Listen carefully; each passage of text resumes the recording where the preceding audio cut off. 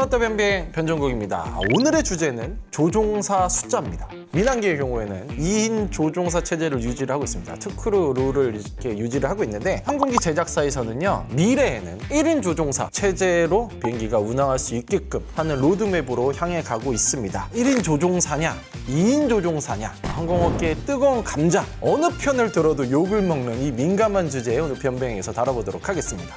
떴다 변비행 긴장된다.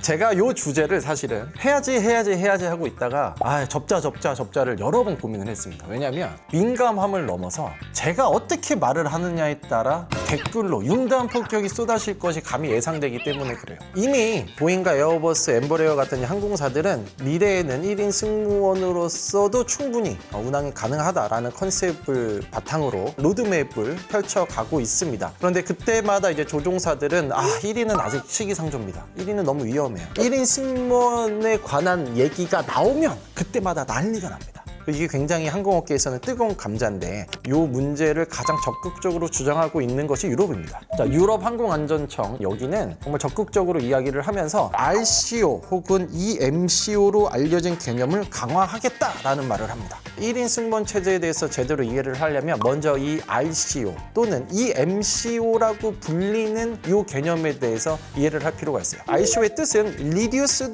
Crew Operation이라는 말입니다. 그러니까 승무원 숫자를 줄인다는 이런 이야기인데, 이게 2017년쯤에 본격적으로 공식화되면서 연구를 진행하겠다고 발표된 이후에 2018년과 2019년을 거치면서 이름이 바뀝니다. 이름이 바뀐 게 EMCO예요. Extended Minimum Crew Operation. 최소 승무원 숫자를 감축하는 이 프로젝트다. 이렇게 이해를 하면 되는 거고요. 이 EMCO의 기초적인 논의는 어떤 의미냐면, 2명의 조종사가 조종석 내에 근무를 하면서 크루즈 단계에서는 1명의 조종사만 근무를 하고 나머지 1명은 휴식을 취한다는 개념입니다. 이륙과 착륙에서는 2명의 조종사가 일을 하고, 순항 단계, 고도에 진입을 해서 쭉 가고 있는 그 단계에서는 1명이 근무를 해도 됩니다라는 것이 기본 컨셉입니다. 오해를 하면 안 됩니다. 아예 1명만 탑승하는 게 아니야. 만약에 무슨 우리가 예상치 못한 상황이 발생했어요. 이벤트가 발생을 하면 그때 1명이 뚝딱 투입이 되는 거예요. 기술이 발전을 해가면서 AI도 발전을 해가면서 1명의 승무원으로서도 충분한 안전성이 담보가 된다라는 전제가 깔려 있어야 되는 겁니다. 1명이 근무할 때 혹은 비행기에서 예상치 못한 상황이 발생하더라도 지상에서도 얼마든지 그것을 컨트롤할 수 있는 기술적인 발전까지 덤으로 더해진다면 EMCO 개념은 충분히 실현 가능하다라고 하는 게 제작사들의 주장인 겁니다. 아직까지 당연히 상용으로 나가려면 뭐 제도적인 개선이나 뭐 법적인 거나 다 필요하겠지만, 뭐가 됐든 그 컨셉은 거스를 수 없는 대사야. 이쪽으로 나갈 수 있고 충분히 가능해 라고 이야기를 하는 거죠. 이런 개념이 나올 때마다 조종사들은 안 돼. 절대적으로 안 된다고 지금 반대를 하고 있는 겁니다. 자, 대표적인 게 288라고 하는 이제 조종사 협회가 있는데, 조종사 감축 운항에 대해서 적극적으로 반대를 하고 있습니다. 이들의 주장 내용을 좀 들어보면, 항공기 조종사로서 안전 문제는 타협을 할 수 없으며 우리는 항상 최소 2명의 조종사가 비행에 투입돼야 한다는 것을 알고 있습니다. 조종사들이 2인 조종사 체제 유지를 강조하면서 항상 드는 예가 저머닝스 사고입니다. 이게 2015년에 스페인 바르셀로나 공항을 출발해서 독일 디셀도르프 국제공항으로 가던 중에 비행기가 추락을 해요. 추락을 한 거에 사고 조사를 해보니까 기체 결함도 아니고 난기류도 아니고 조종사의 고의 추락이었던 거예요. 기장님이 잠깐 화장실을 간 사이에 부기장이 문을 걸어 잠그고 고의적으로 강화를 시켜서 다 죽어요. 알고 보니까 이 부기장이 우울증이 있었던 거예요. 1명이 뭔가 비상 상황이 발생했을 때는 1명이 대체를 할 수 있어야 된다. 아직까지는 비행기는 그렇게 해야지만 된다라고 조종사들은 주장을 하고 있는 거고, 그런데 이게 조종사 협회 내에서도 조종사들 내에서도 사실상 미묘한 온도차는 존재합니다. 2인으로 유지해야 돼라고 강력하게 주장하는 사람이 있는가 하면, 이거는 좀 시기상조야 라고 약간 온건하게 반대를 하시는 분들도 있고, 결국에는 이게 가야 될 길이야 라고 이야기하시는 분들도 있습니다. 자, 몇십 년 전만 해도요, 비행기에는 항법사 그리고 항공기관사라는 분들이 탔습니다. 이제 항공기 갈 때 뭐 연료 체크나 뭐 길 체크나 이런 다양한 항공기 내부 외부의 모든 이벤트를 관리를 했다고. 근데 이게 예전에 이분들을 대체할 수 있다, 기술이 대체할 수 있다라고 했을 때 그분들이 절대 반대했거든. 근데 지금은 뭐 항법사, 항법기관사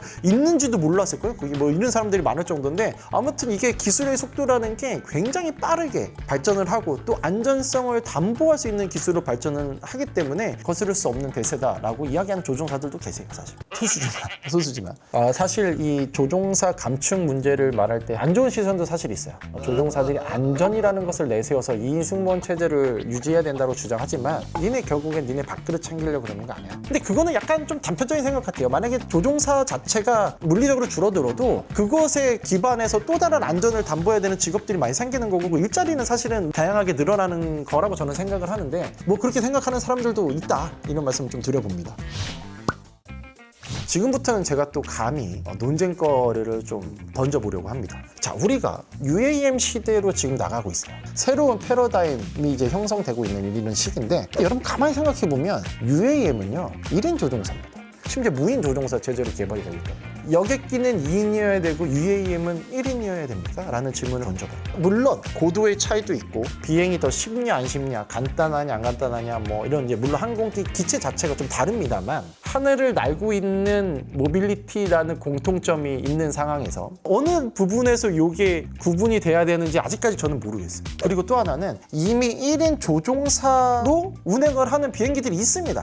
대표적인 게 비전 제트, SF50이나 그다음에 혼다 제시나 뭐 엠보레어 페놈 302 이런 것들은 이미 1인 조종사예요. 1인 한 명이 운전을 해도 돼. 지금 다 허가를 받고 가고 있단 말이에요. 미래형 항공 모빌리티는 1인 조종사 체제로 간다고 가정을 하면 얼마든지 여객기에도 1인 조종사로 충분히 안전성을 담보하는 기술이 적용될 수 있지 않을까라는 또 생각을 감히 해봐요. 두 번째 또 논쟁거리는 이제 조종사분들과 이게 이야기하다 보면 약간 개념을 혼동하시는 개념이 있는 게 이착륙대에 할 게 얼마나 많은데 이 감히 어떻게 1인으로 대치를 할 수 있냐라고 말씀을 하시는 분이 계신데 지금 현재 개념에서는 이착륙대는 2인 조종사 체제를 유지를 해야 되는 겁니다. 물론 조종사 협회가 우려하는 게 뭐냐면 이착륙대는 2인이고 운항 중에는 1인인데 요게 결국에는 조종사들을 대체하는 한 명으로도 충분히 가능할 수 있게끔 나아가는 길이잖아. 그렇게 해서 이제 좀 반대를 하는 분들도 계십니다. 그런데 우리 저머닝스 사태로 한번 돌아가 보면 항공기 제작사들도 저머닝스 사태 때문에 1인 조종사 체제로 가야 되는 게 맞아라고 이야기를 합니다. 만약에 돌발 행동을 했을 때 지상에서도 통제가 가능하고 비행기 스스로가 이거를 통제할 수 있는 기술을 도입을 했었다면 저머닉스 사태에서는 그런 거 안 냈을 거야. 인간이 어떻게 할 수 없는 상황이 발생했을 때 기술이, 기계가 충분히 커버해준다는 거야. 서로 관점의 차이일 뿐이지 거기에 대해서 접근하는 방법이 다른 겁니다. 다만 조종사협회가 아이팔파도 이런 말을 합니다. 잘 훈련된 두 번째 조종사가 존재하는 것만큼 안전이나 보안을 책임질 수 있는 시스템이 아직 준비되지 않았다. 천천히 논의를 해가야 되는 과정이지 제작사들이 너무 빠른 것 같아요 라는 게 이제 공식적인 입장입니다. 미국 연방항공청이 최근에 AI 기술을 항공업계에 도입하겠다라는 로드맵을 발표를 한 게 있는데 거기에 첫 번째 전제 조건이 뭐냐면 기존 항공 안전 체계 내에서 운용할 것이라는 전제를 달아요. 기존 항공 안전 체계 내에서 항공기 안전을 주도하는 게 아니라 항공기 안전을 돕는 개념이에요. 조종사 협회도 제작사도 똑같은 얘기를 하는 거예요. 물론 그 안에서 이제 속도 차이는 있습니다. 항공기 제작사는 좀 더 빠르게 가자, 조종사 협회는 좀 더 천천히 가자라는 거겠지만 어쨌거나 각오는 있습니다.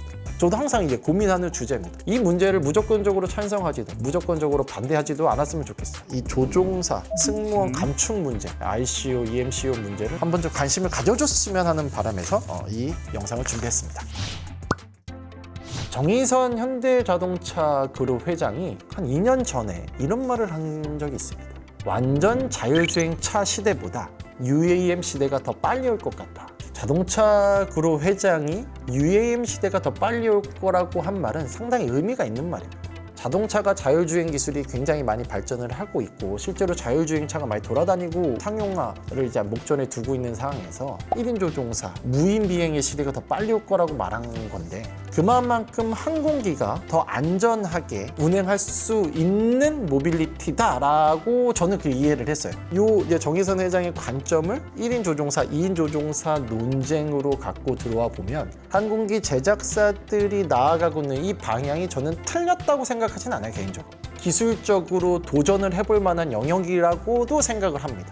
다만 당연한 얘기지만 그 안에 갖춰야 될 것들은 다 갖춰가면서 기술이 발전을 해야겠죠. 아무튼 우리가 꼭 마주할 수밖에 없는 현실이라면 항공업계 종사자분들 그리고 우리 구독자 여러분들이 운항승무원 감축 문제는 한 번쯤 생각해보는 것이 어떨까 하는 의미에서 이번 영상을 준비했습니다. 변비행은 어느 편도 들지 않았습니다. 변비행은 항공업계를 응원합니다.